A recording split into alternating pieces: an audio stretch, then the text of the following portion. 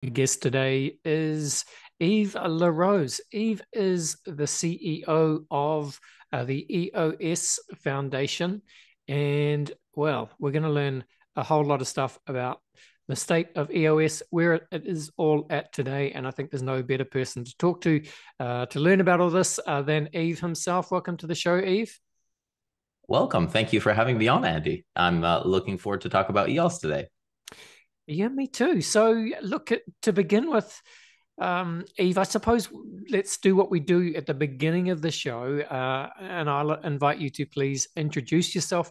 Love to just hear a little bit about your personal story and what led you to really, I suppose, getting involved with EOS and becoming CEO of the foundation. Sure. I got into blockchain really early on, very shortly after the Bitcoin white paper. So many years ago. And I kind of fell out of touch with the space. I was mining Bitcoin at the time. And when the ASICs miners were rumored to come about, they weren't out yet. People were able to pre-order them. They were delayed for people receiving them. But at that time, I just saw a shift happen whereby individuals would no longer really be able to be involved in the way that they had before.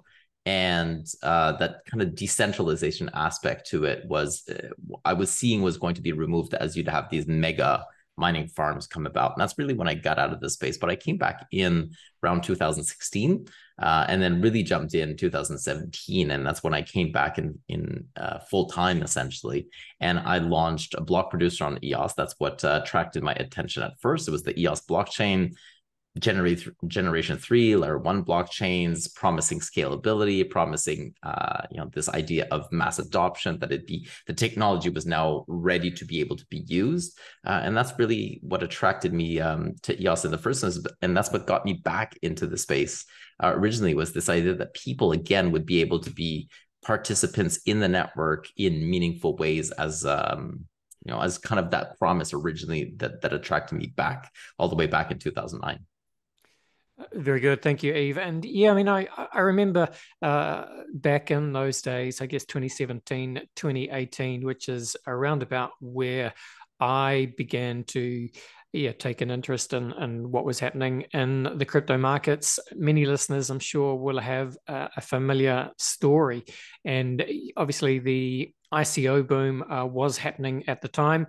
And of course, EOS actually was, I believe, one of, if not the largest ICOs of that time. I think they raised over 4 billion and the biggest initial coin Mm. offering of its era, and 4 billion, obviously a staggering amount of money. Now, look, at the time, EOS was kind of riding high as this,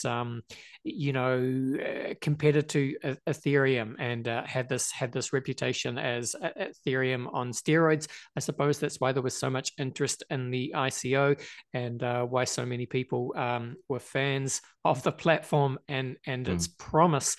Now, this is a long time ago, Eve, of course, and a lot has happened since then. And if I'm honest, I'm only very vaguely aware of kind of the political machinations that have taken place since then. But that's really why you're here, to kind of bring us up to date with what has gone on, and I suppose even more importantly, what is happening now. Because Mm. while some people may have just assumed that EOS had kind of faded away and was a dead coin, a dead community, nothing much happening, that is not actually the case. So I don't know if that's kind of the context from me.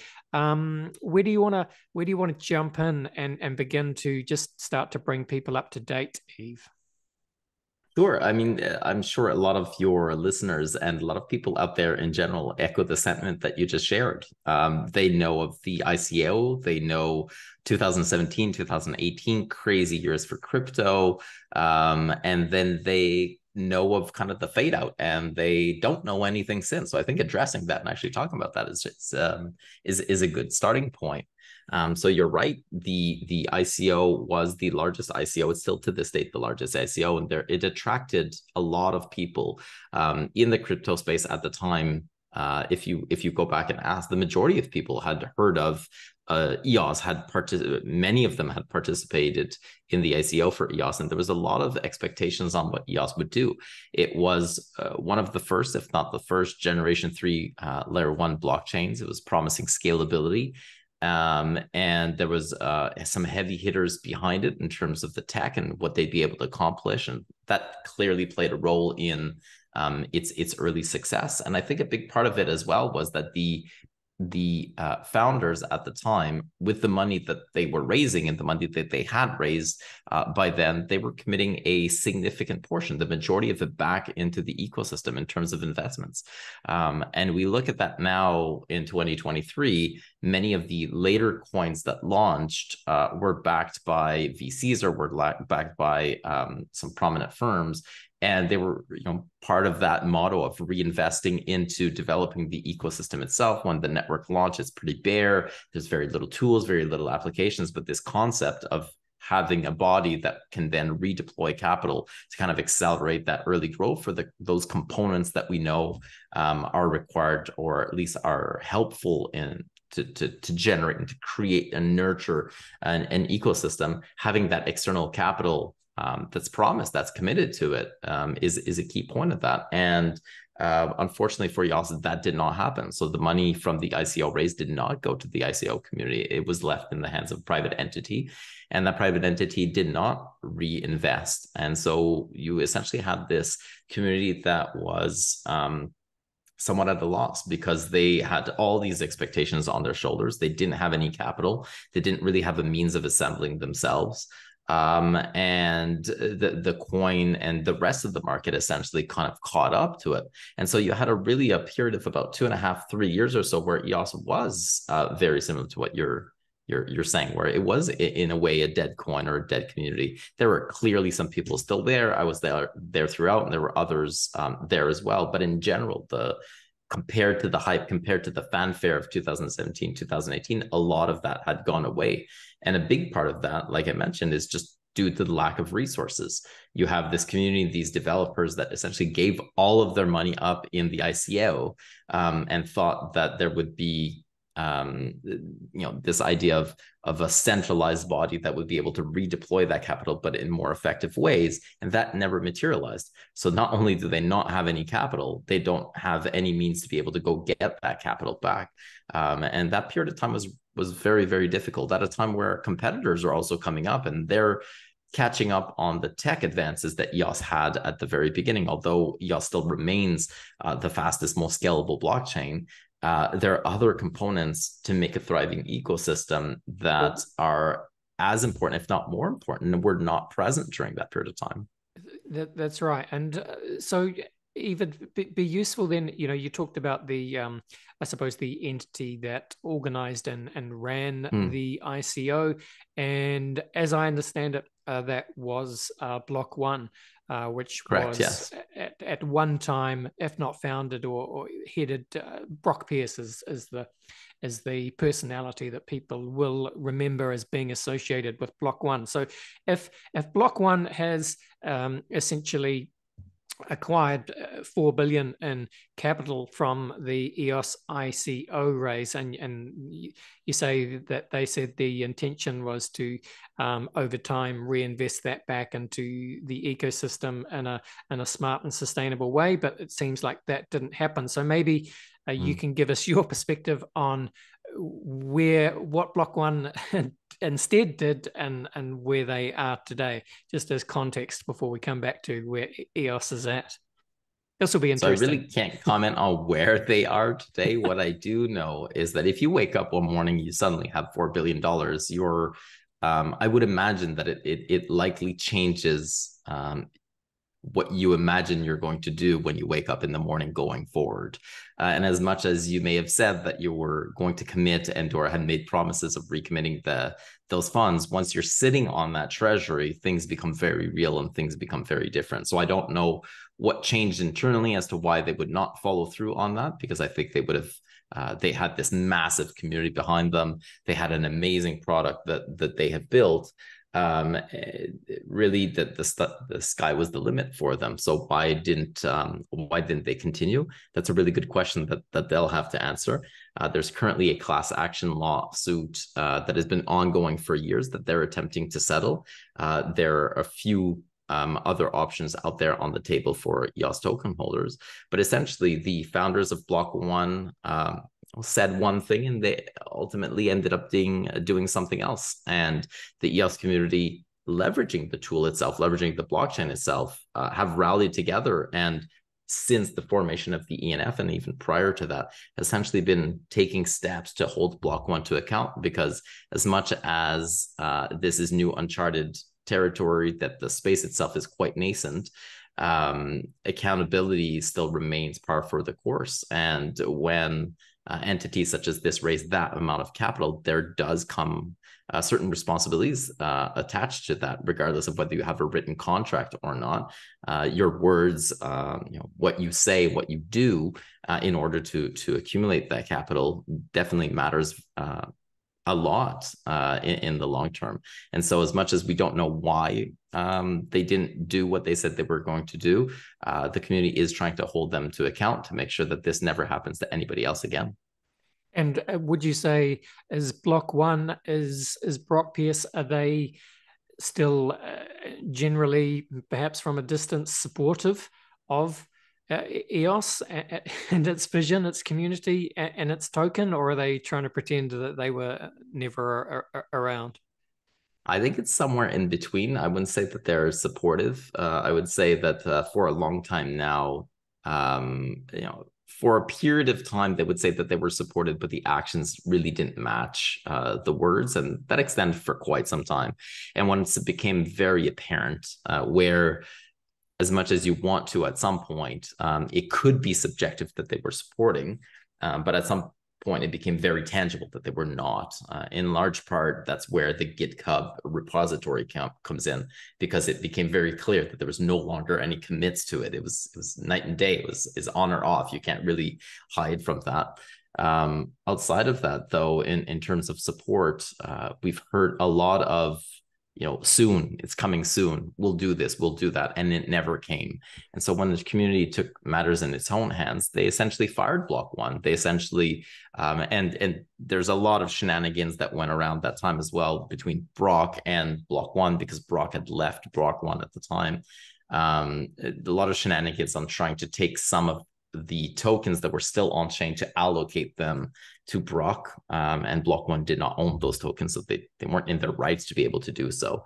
But that was very early on in the years of ENF, when the ENF essentially fired Block.one and made sure that those tokens would not again go into the hands of known entities that clearly didn't have EOS's best interests at heart.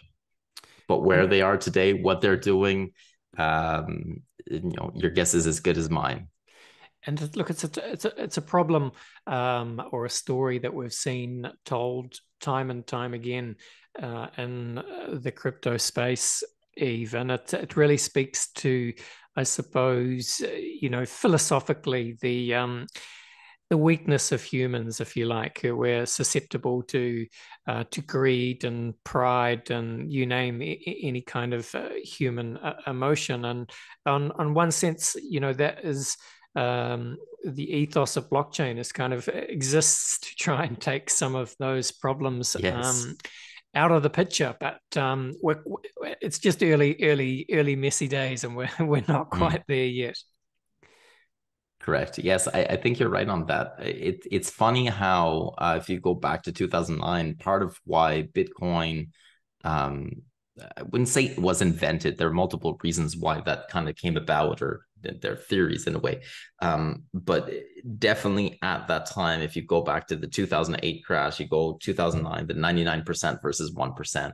A big part of this underlying technology and communities coming together was to take the power back from greedy corporations. And essentially, EOS again kind of becomes that emblem, that beacon for what happens when corporate greed takes over. But as well, at the same time, when the EOS community took over, launched the ENF, and essentially fired Block.one, that also gave a lot of hope as to what this tool, this power that this technology can do in the hands of the people, where people can actually take things back, take the power back in a way that isn't necessarily possible in our traditional space, because everything on blockchain makes it a little bit easier to organize, a little bit easier to kind of remove that layer of trust, to find out whether or not people are token holders, whether or not they do have skin in the game. The tool itself, the technology itself, is quite key for us to be able to take this back and to lead it forward, essentially.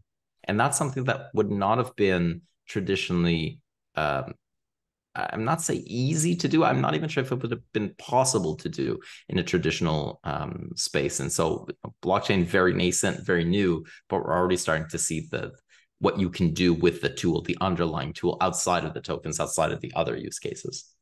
Yeah, absolutely. All right, Yves, let's learn a little bit more about the EOS Network Foundation then, which is obviously close to your heart. I think you're the CEO. So, I mean, obviously, I guess we understand that the role of the foundation is to protect the interests of the EOS community and the EOS network, and try and advance the network technologically and philosophically. But yeah, just to expand on that and tell us, what your work involves and what your goals are. Sure. So when the foundation was launched, one of the things that it was trying to address was that looking at other blockchains, especially the layer ones, big ecosystems, they have this centralized body that helps coordinate the flow of information, that is essentially somewhat of a steward or a shepherd for the network. In our case, because the ENF wasn't created upon launch, it's I believe the only foundation that was appointed and created by the community years after the network launch. We created accountability mechanisms within the foundation, and in the way that it receives the funding, and the way that it essentially deploys that capital.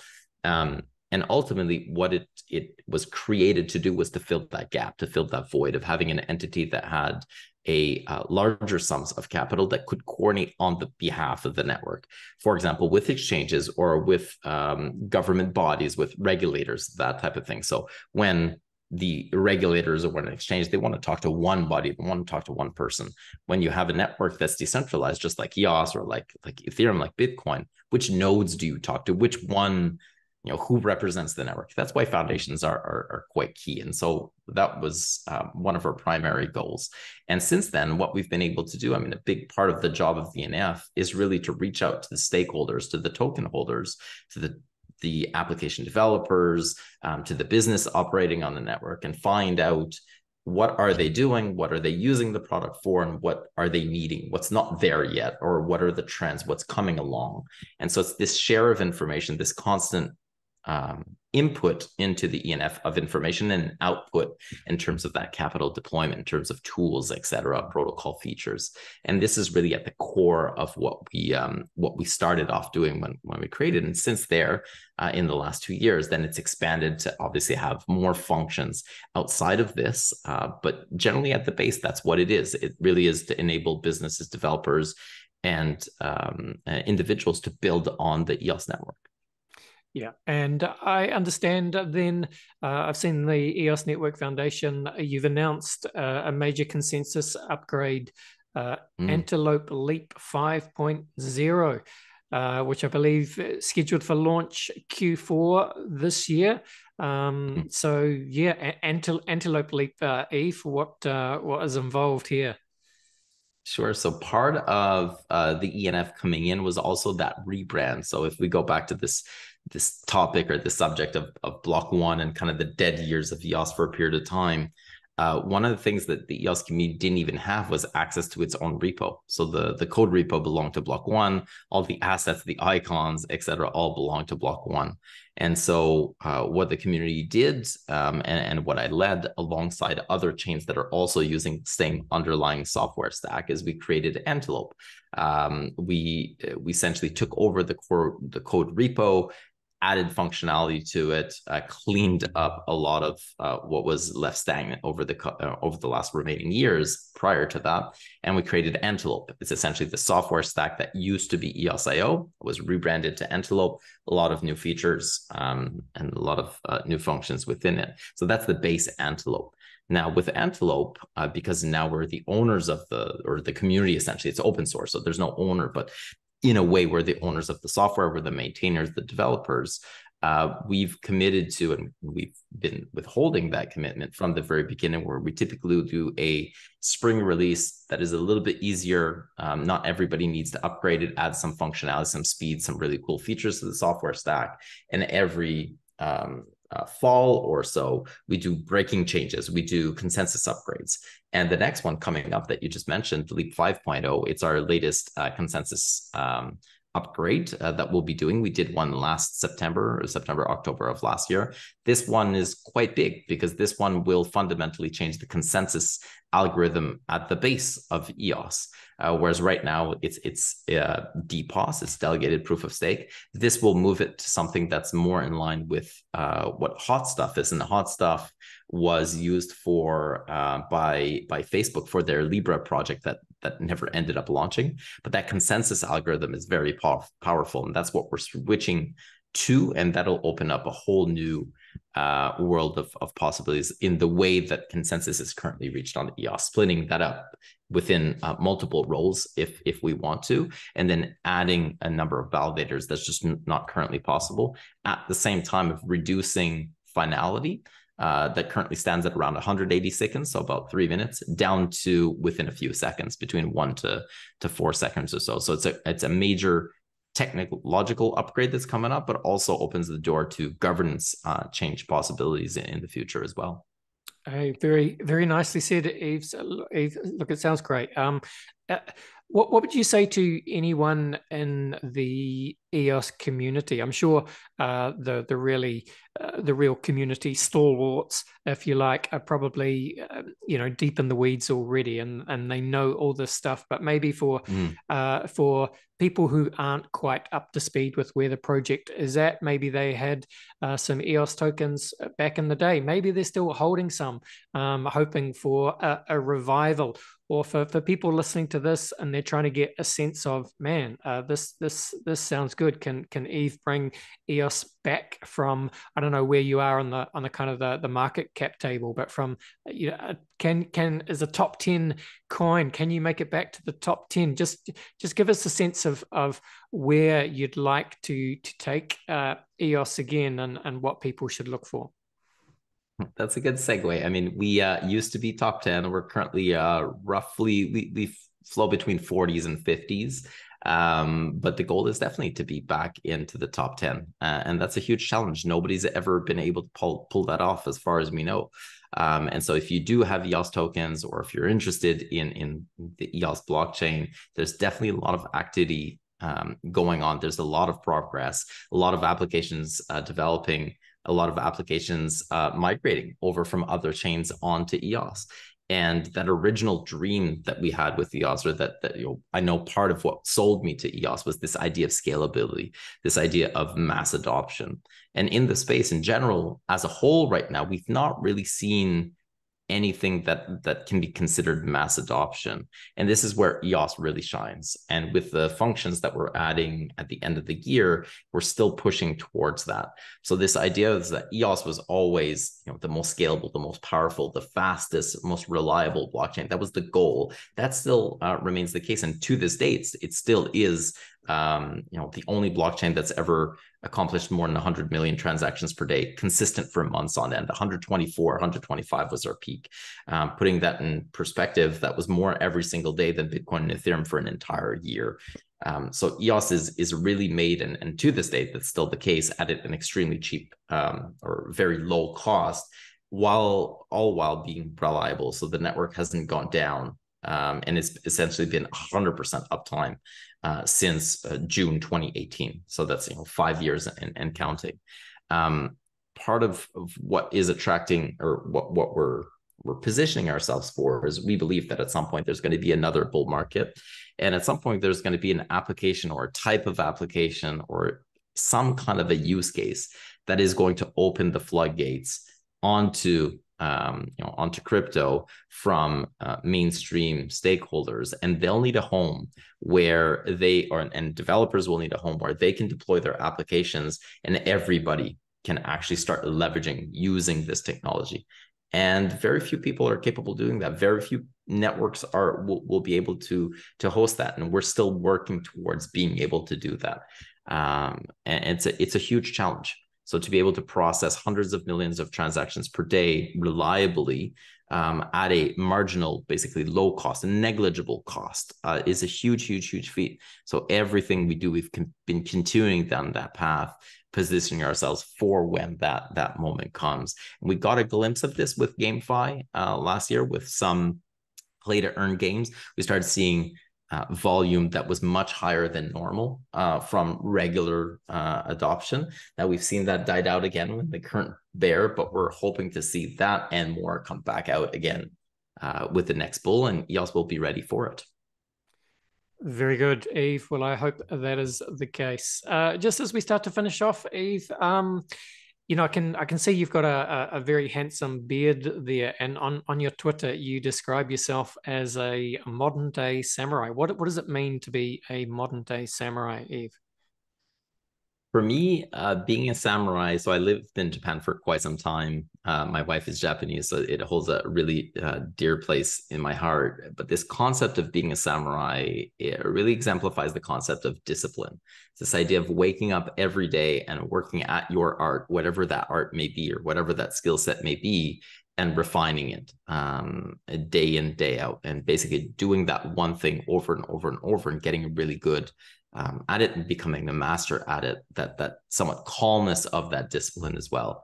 And that's what I've been doing with EOS for the last 5 years of my life. Basically just keep showing up, keep trying to make things better, and just make sure that there's certain values that are attached to all of this as well, but that general baseline of discipline is really what exemplifies a modern day samurai in this crazy world that we live in, with all the up and down roller coasters. A little bit of calmness in there. Yes, indeed. Well, I'm sure the EOS community are thrilled that they have a modern day samurai leading the charge in the blockchain battles of the decade ahead. It's fascinating times that we're all here alive and able to witness. Close it out, Yves, again, just by telling people where they can go to find yourself on Twitter, and of course, where they should go to engage with the EOS Network Foundation and keep up with what you guys are building. Sure. So for myself on Twitter at Big Beard Samurai, so very easy. And you can follow me to hear about any news about the network itself, about what's going on in EOS. Generally, you can capture everything there. If not, if you want even more information, even longer format, maybe video, audio, different types of formats, we've got the eosnetwork.com website. From there, you'll find all of our socials, so Twitter, Facebook, etc. So everything will be there. We also find all of the blogs. You'll find the Telegram channels and everything.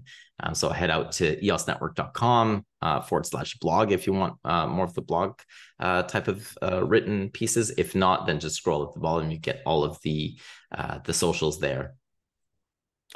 Fantastic. Thank you so much for coming on the show, Yves. Really enjoyed talking to you. All the best, and bye for now. Thank you very much, Andy. Take care. All right, there you go. That was Yves from the EOS Network Foundation, a modern day samurai, as we learnt. Yeah, I mean, EOS story is a crazy one, and crypto, as I'm sure you're aware, is full. How is crypto so full of crazy stories? It is because it is, I guess, the wild west, the cutting edge of global finance, and it attracts all sorts of characters. People like Brock Pierce. I'm sure his intentions were good. But yeah, as Yves said, when you wake up one day with 4 million at your disposal, things can get interesting. So who knows? You can't really speak to the inner motivations of these people. We're all just humans trying to make our way in the world. That's why it pays to be a samurai. I think you've got to have a code of honor. All right. Well, hey, thank you, Yves, for coming on the show. Shout out to the EOS community. Shout out to the listeners. Thank you for listening to the Crypto Conversation. Thank you Also to Coinsbee, our sponsor. Just go to coinsbee.com. More honey for your crypto money. Don't forget to subscribe to the Crypto Conversation in whatever podcast app you are using. But that is today's show. Thanks for listening, team. This was the Crypto Conversation for Brave New Coin.